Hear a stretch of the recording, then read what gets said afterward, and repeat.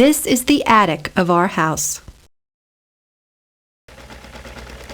Like many other appliances in our house, today's sewing machines are controlled by tiny onboard computers, which make them very powerful and also easy to use.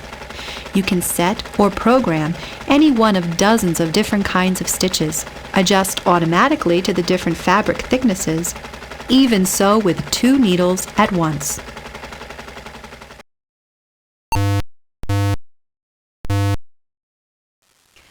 I remember the quilting parties that my mother and I attended when I was a girl in President Washington's day. Women came from miles around. It was one of the few chances we had to sit and socialize, and to put our hands to good use at the same time. In the summer, we'd sit out in the fresh air and use the long hours of daylight, while in the winter time, the party would move indoors and we'd sew by hearth and candlelight. Now, Mother was an excellent seamstress. Her squares were some of the most finely stitched in the quilt, so you can imagine how proud I was when she finally said my own sewing was good enough to join with the other women. It was like I'd grown up. I remember. This is the attic of our. A computer workstation is simply a modern desk designed especially to accommodate a personal computer and all the equipment that accompanies it. Like printers, you mean? Right. And CPUs and monitors and keyboards and speakers and disc holders, any number of things. The trick is to fit all these things into the space of a standard desk, while at the same time paying attention to the comfort and safety of the user. You see, an old-fashioned desk was designed for writing and typing, storing pens and paper and whatnot.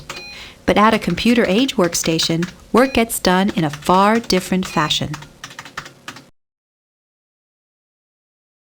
This is the attic of our house. Shaving mugs like this used to sit in every bathroom, long before the days of electric shavers, safety razors, and aerosol cans of shaving cream. Since Dad had to scrape off his whiskers each morning with a straight razor, a kind of very sharp knife, you can bet that he wanted his whiskers to be soft as possible. After wetting his face with warm water, he'd rub his shaving brush over the soap in his shaving mug, then rub the brush across his whiskers to work up a lather. Then he went to work on his whiskers with the straight razor and the styptic pencil on the sink, just in case. What's a styptic pencil? Styptic pencils were like soft wax crayons.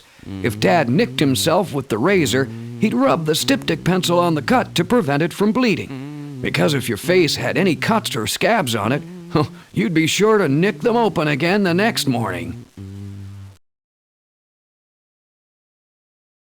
This is the attic of our house. Paper comes in all shapes, sizes, and thicknesses. And over the years, printers, writers, and others who work with paper have made up a language of their own to describe paper. For example, do you know what a watermark is? Stains that you get on paper? No, it's the words or marks that you can see when you hold a really good piece of paper up to the light. The letters aren't on the paper so much as in it. Now there's letter and legal-sized paper, sizes marked A5 and B4, and even one called foolscap. I wore one of those last Halloween. Actually, a foolscap or dunce's cap used to be a watermark on one brand of paper. But today, it just means a very long sheet that printers use in their work. This is the attic of our house.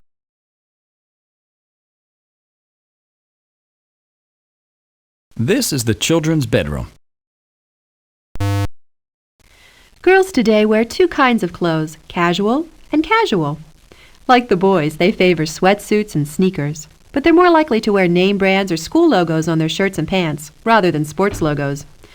Oh, and girls wear jewelry too, lots of it. In fact, it's not unusual to see 6 or 7 rings and 3 or 4 earrings all on one girl at one time. This is the children's bedroom. Each season has a sport, it seems, sometimes more than one.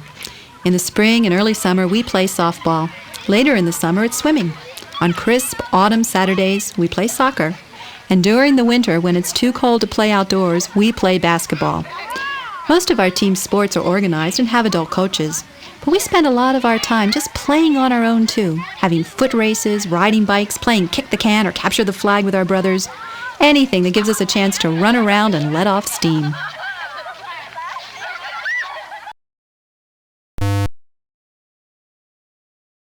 This is the bedroom.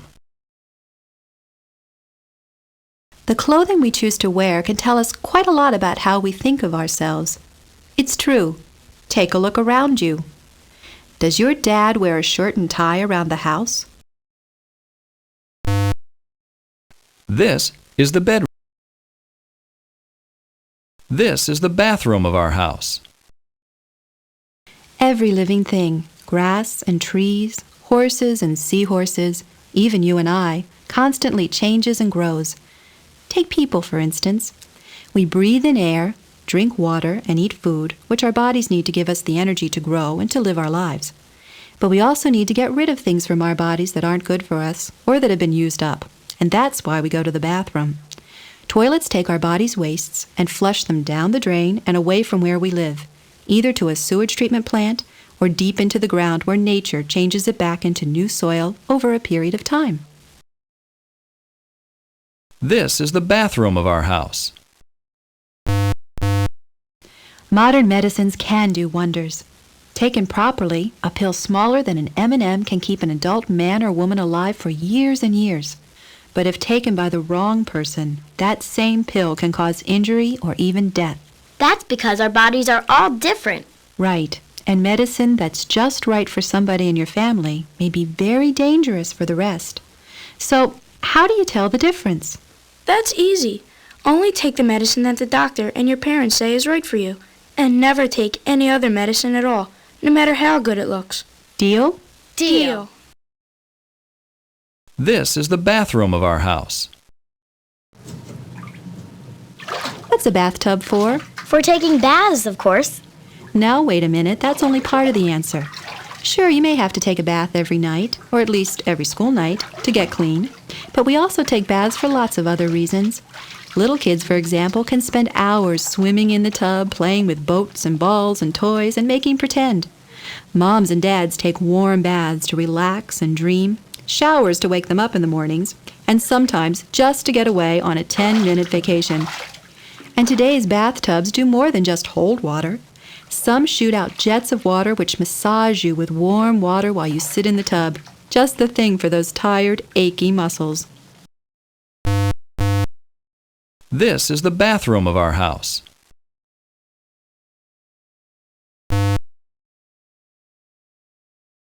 This is the facade or front of our house.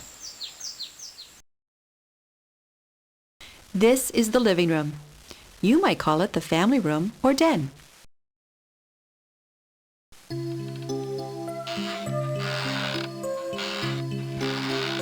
The next time your mom picks up a little baby, watch what she does. Without even knowing it, she'll probably start to rock the baby back and forth, either on her hip or her shoulder. Or maybe even start walking the baby back and forth across the room.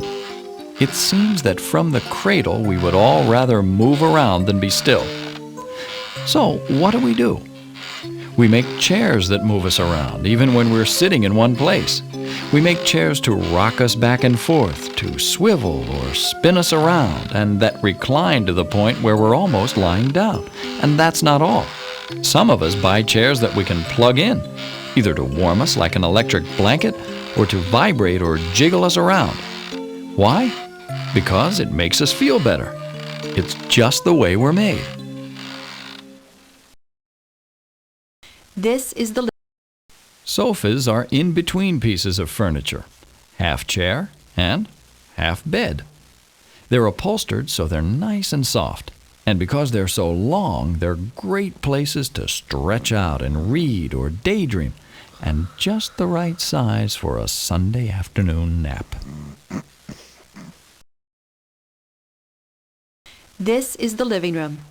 You might call it the You may think that you don't know how to use a computer, but you do. What do you mean? Well, take your CD player, for instance.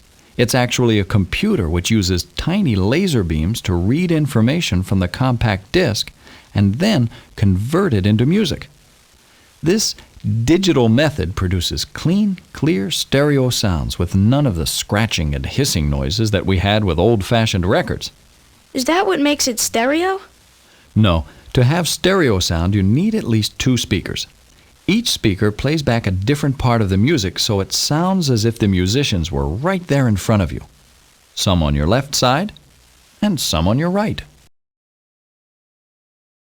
This is the living room. Today's television gets its programs from all over the place. They come into our living rooms from over the airwaves, from cables underground, and from satellites orbiting in outer space. Our TVs can be as tiny as wristwatches, or fill an entire room with brilliant colors and stereo sound. And that's not all. The hearing impaired can read the words to their favorite shows, children can play their favorite video games, and we can see our favorite movies time and again.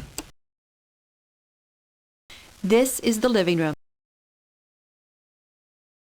It used to be if you wanted to see a certain movie, you had to make sure you got to the theater within a week or so, or the show would change and you would miss it. And that would be that. Not anymore, though. That's right. VCRs have changed all that forever. You can rent movies for a night or two, buy them, or tape them off television. In a way, VCRs let us control our TVs. We can pick the movie we want to watch or hook the VCR to a video camera and watch our own home movies. This is the living room. Like the telephone, the radio can be found in just about every room in our house, from the basement up to the attic. Radios come in all sizes, from big stereo systems and boom boxes to ones tiny enough to slip in your shirt pocket. Radios give us up-to-the-minute news and weather and enough music and other programs to satisfy just about anyone. This is the living room. Cassette tapes are different from CDs and records in one important way. Not only can you listen to music from them, but you can record sounds onto them, then listen to them later. You can record or tape records and songs from the radio, and if you have a microphone, you can even record your own voice and the voices of your friends.